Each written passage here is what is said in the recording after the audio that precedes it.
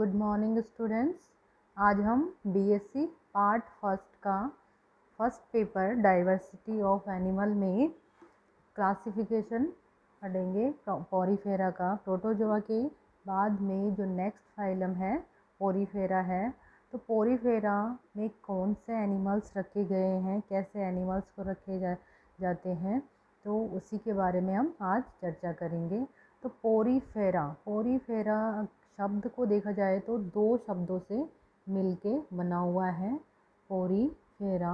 Poriferans जो होते हैं, इनमें क्या होता है, इनकी बॉडी जो होती है वह पोरस होती है, यानी कि ऐसे एनिमल जिनमें पोरस बॉडी पाई जाती है पोरीफेरेंस कहलाते हैं। Pore plus fero to bear porous, यानी कि छिद्र युक्त बॉडी वाले एनिमल जिनके पूरे शरीर पर छिद्र पाए जाते हैं वे इन्वर्टिब्रेट्स पोरीफेरेंस कहलाते हैं। इनकी जो बॉडी होती है, जैसा आपको बताया, छिद्रित होती है और इनकी अब तक की लगभग 5000 जातियाँ ज्ञात है। इनमें विशेषकर स्पंजों को रखा गया है और ये जो एनिमल्स होते हैं इनमें एक विशेष लक्षण पाया जाता है। इनमें कोएनोसाइट्स सेल्स पाई जाती है। कुछ वैज्ञानिकों के अनुसार जो स्पंज होते हैं इनका उद्विकास फ्लैजिलेट प्रोटोजोअन कोइनोफ्लैजिलेट्स जैसे प्रोटोस्पोरेंजिया से हुआ है, क्योंकि इन स्पंजों में कोएनोसाइट्स कोशिकाएं पाई जाती है जो कि फ्लैजिलेट्स युक्त होती है। नेक्स्ट यहाँ पर हम बात करते हैं कि जो पोरीफेरेंस एनिमल्स होते हैं वे किस तरह के होते हैं, किस तरह के उसमें लक्षण पाए जाते हैं। तो फर्स्ट लक्षण जो है ये एकदम सिंपल मल्टी सेलुलर ऑर्गेनिज्म और ऑर्गन्स और एनिमल्स होते हैं। और स्पंज जो होते हैं अधिकतर वह सिमिट्री वाले होते हैं, असीमित जंतु होते हैं। इनमें रेडियल सिमिट्री पाई जाती है कईयों में। इनके शरीर पर छिद्र पाए जाते हैं जिन्हें ओस्टिया और सिंगल उसको बात करें तो ओस्टियम कहते हैं।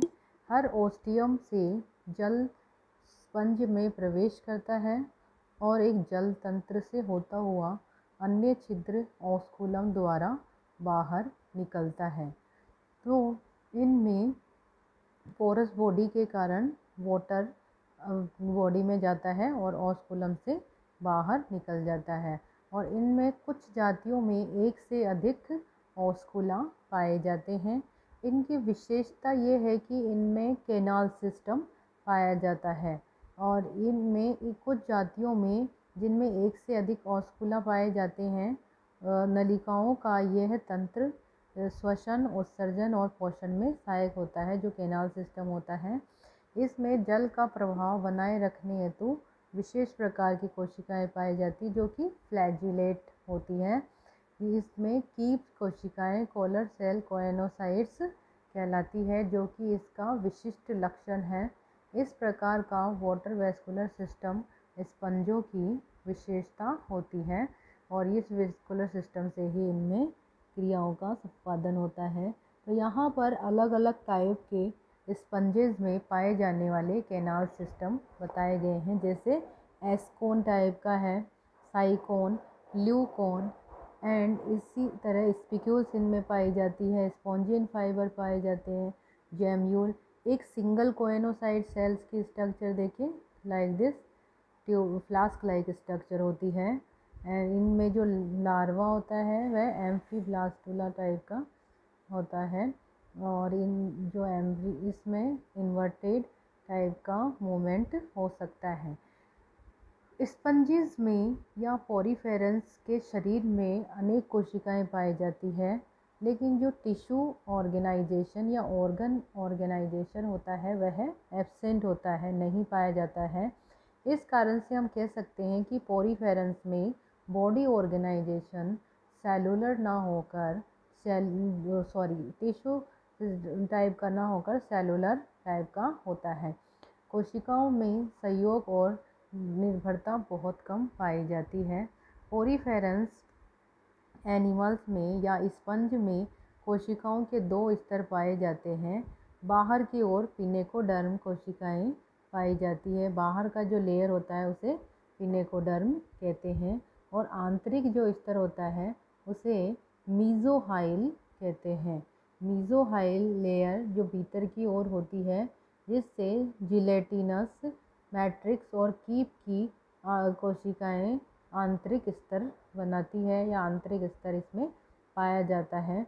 तो इस तरह से इसमें 2 लेयर होती है, बाहरी पिनेकोडर्म होती है और इसी तरह से इनमें एक आंतरिक लेयर भी पाई जाती है, यानी कि 2 लेयर्स होते हैं। तो ये डिप्लोब्लास्टिक एनिमल्स होते हैं। डिप्लोब्लास्टिक एनिमल्स प्रोटोजोअन्स पोरीफेरेंस को ही रखा गया है।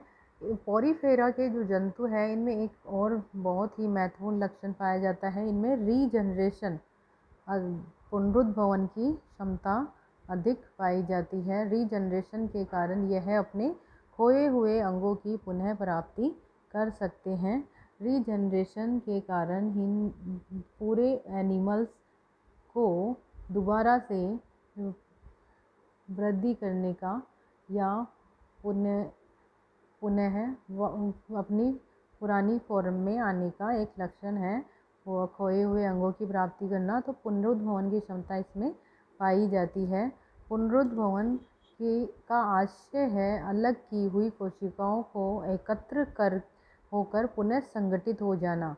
रेशम के कपड़े में स्पंज कोशिकाओं को गुजारने पर वह पृथक हो जाती है और साथ रखने पर पुनः एक संपूर्ण जीव का निर्माण कर देती है, और इस कार्य के लिए कैल्शियम मैग्नीशियम कोशिक सतह के कुछ वृद्धाणु की आवश्यकता होती है। नेक्स्ट जो करैक्टर है पोरीफेरेंस का, इनमें कैनाल सिस्टम पाया जाता है और इसके अलावा नर्व सिस्टम के लिए कोऑर्डिनेशन सिस्टम नहीं होता है, यानी कि किसी भी प्रकार की सेंसरी स्ट्रक्चर नहीं पाई जाती है। पोरीफेरेंस अधिकतर ससाइल होते हैं एंड नॉन मोटाइल होते हैं। इनमें कुछ में वानस्पतिक लक्षण भी पाए जाते हैं। पोरीफेरा के सदस्यों में एंडोस्केलेटन पाया जाता है, जो पूर्व मध्य जन स्तर की अमीबीय कोशिकाओं से स्रावित होता है। पोरीफेरेंस में कंटिकाएँ, स्पिक्यूल्स फाइबर, स्पॉन्जिन फाइबर्स पाए जाते हैं और उन्हीं के आधार पर इनको वर्गीकृत किया गया है। पोरीफेरेंस अधिकतर सदस्य मराइन वाटर में पाए जाते हैं। सिर्फ 2 ही फैमिली हैं जो कि फ्रेश वाटर, 2 ही फैमिली की लगभग 150 स्पीसीज हैं जो कि फ्रेश वाटर में पाई जाती है। पोरीफेरेंस में दोनों प्रकार का जनन होता है, लैंगिक और अलैंगिक जनन। इनमें जैम्यूल से जनन की प्रक्रिया संपन्न होती है, अलैंगिक जनन की। अधिकांश सदस्य हर्मेफ्रोडाइट उभयलिंगी होते हैं। स्वनिषेचन या परनिषेचन दोनों पाया जाता है। इनमें जो गैमेट्स होते हैं फ्री मुक्त जीवी फ्लैजिलेट लार्वा, जिसे एम्फीब्लास्टुला कहा जाता है, में परिवर्धित होता है, जो बाहर की ओर कशाभिकाओं की उपस्थिति के कारण और बाद में इनके इन्वर्जन के कारण स्पंजों को विलक्षणता प्रदान करता है। ये किसी भी अन्य बहुकोशिकीय जीवों से निकटता से संबद्ध नहीं है। पोरीफेरेंस जो है ये पोरीफेरेंस एनिमल्स में इंट्रासेलुलर पाचन होता है। तो पोरीफेरेंस का जो वर्गीकरण है इन लक्षणों के आधार पर दिया गया है। संघ पोरीफेरा को 3 क्लासेस में डिवाइड किया है और वर्गीकरण का आधार क्या है, इनमें पाया जाने वाला अंतःकंकाल का प्रकार। कुछ वर्गीकी ने इस संघ को 4 वर्गों में बांटा है। अंतिम जो वर्ग है स्क्लेरोस्पोंजियाई नया वर्ग है, और यहाँ पर मुख्य रूप से 3 वर्ग ही हैं। First is Calcarea, second Hexactinellida and third is Demospongiae and fourth is Sclerospongiae, जैसा आपको बताया। तो फर्स्ट है जिसे फर्स्ट जो क्लास है कैलकेरियाई या इसे कैल्सी स्पॉन्जियाई भी कहते हैं। जो कैलकेरियाई क्लास है, इस वर्ग के जंतुओं में जो एंडोस्केलेटन है वह कैल्शियम का बना हुआ होता है और ये कंटिकाएं सरल 3 या 4 शाखाओं वाली होती है। इनके शरीर के बाहर निकलने के कारण ऐसी स्पंज ब्रिस्टली या कांटेदार दिखाई देती है। पोरीफेरा के शेष 2 वर्गों में अंतःकंकाल सिलिका का पाया जाता है, इसमें भी कैल्शियम का उपस्थित होता है। यहाँ पर एग्जाम्पल दे रखे हैं विभिन्न पोरीफेरंस के, जिसमें स्काइफा है, यूप्लेक्टेला, पोटेरियन, स्पॉन्जिया, हाइलोनीमा। इस तरह से ये एग्जाम्पल है पोरीफेरा के। नेक्स्ट हम बात कर रहे हैं क्लासिफिकेशन में, जो फर्स्ट है कैलकेरिया या कैलकेरिया स्पॉन्जियाई, जिसमें कैल्शियम कार्बोनेट की कंटिका होती है। इस कारण से इसे चौक स्पॉन्ज भी कहते हैं। कंटिकाओं में माइक्रो स्केलर मेगा स्केलर का विभेदन नहीं होता है। इस वर्ग में कैनाल सिस्टम एस्केनोइड, साइगेनोइड, ल्यूकेनोइड तीनों प्रकार का पाया जाता है। इस वर्ग के सदस्यों के आकार में अन्य वर्गों के सदस्यों से छोटे होते हैं। नेक्स्ट जो है इसी तरह से क्लास कैल्सी स्पॉन्जियाई या कैलकेरियाई को 2 ऑर्डर में डिवाइड किया है। फर्स्ट है होमोसीला। इस ऑर्डर के जंतु सरल क्लश की आकृति की पतली देह भित्ति वाले होते हैं, जिनमें आंतरिक वलन नहीं पाया जाता है। इनमें आंतरिक गुहा स्पॉन्जोसील कहलाती है। सतत रूप से कीप कोशिकाओं से रेखित होती है। ऐसा कैनाल सिस्टम एस्केनोइड प्रकार का कहलाता है और ये ल्यूकोसोलिनिया क्लेथ्रीना में पाया जाता है। Next second order is Heterocoela. Heterocoela इस गण के सदस्यों में जो देहभित्ति होती है उसमें फोल्डिंग के कारण देहभित्ति मोटी हो जाती है और संपूर्ण आंतरिक स्पॉन्जोसील में कशाभी कीप कोशिकाएं नहीं पाई जाती है। कशाभी कोएनोसाइट्स कुछ रेडियल कैनाल या चैम्बर में ही पाई जाती है। इस प्रकार के जो स्पंज होते हैं वह साइकनी और ल्यूकनी देह रचना वाले होते हैं और इसका एग्जाम्पल है स्काइफा या साइकोन। जो सेकंड है यह है हेक्सेक्टेनिलिडा क्लास। इस क्लास के जो जंतु हैं वो ग्लास स्पॉन्ज कहलाते हैं। इसका कारण ये है कि इनमें जो कंकाल है अंतःकंकाल हेक्सेक्टाइन सिलिका युक्त स्पिक्यूल का बना होता है, जो एक जाल के समान संरचना बनाते हैं जो ग्लास के समान होती है। शरीर बेलनाकार या कीपाकार होता है। इसके सभी सदस्य समुद्री होते हैं और इसे 2 ऑर्डर्स में डिवाइड किया गया है, हेक्सा स्टीरोफोरा एंड एम्फीडिस्कोफोरा। हेक्सा स्टीरोफोरा यानी कि हेक्सा मतलब 6, तो ये कंटीन में 6 अरीय कंटिकाएँ होती है। एम्फीडिस्क नहीं मिलती है। फॉर एग्जांपल वीनस सौंदर्य की देवी भी कहते हैं। पुष्प टोकरी यूप्लेक्टिला जिसे कहते हैं इसमें आते हैं। सेकंड ऑर्डर है एम्फीडिस्कोफोरा। इसमें जो कंटिकाएँ होती है वह षट्अरीय न होकर दोनों ओर से एंकर समान दोनों ओर हुकों वाली होती है। For example Hyalonema, Pheronema. Third is डेमोस्पोंजिया।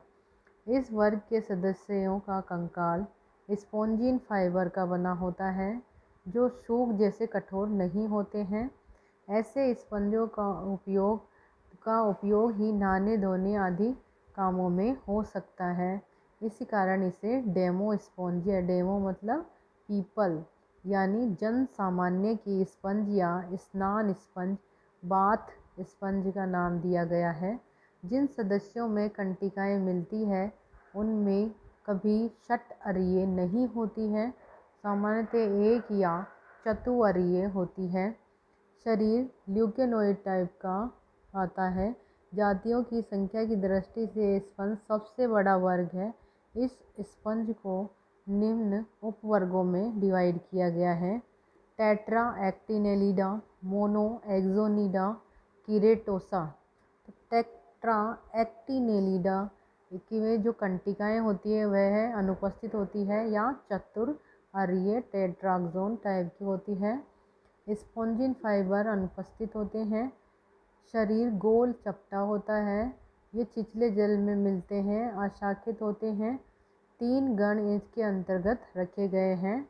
Myxo स्पॉन्जिडिडा कार्नोसा। जो मिक्सो स्पॉन्जिडा है इसमें कंटिकाएँ अनुपस्थित, संरचना सरल और कंकाल विहीन होती है। ओस केरेला व हेलिसार्का इसके एग्जाम्पल है। कार्नोसा कंटिकाएँ पाई जाती है, इनमें सभी एक ही आकार की होती है। For example Plakina, प्लेकोर्टिस।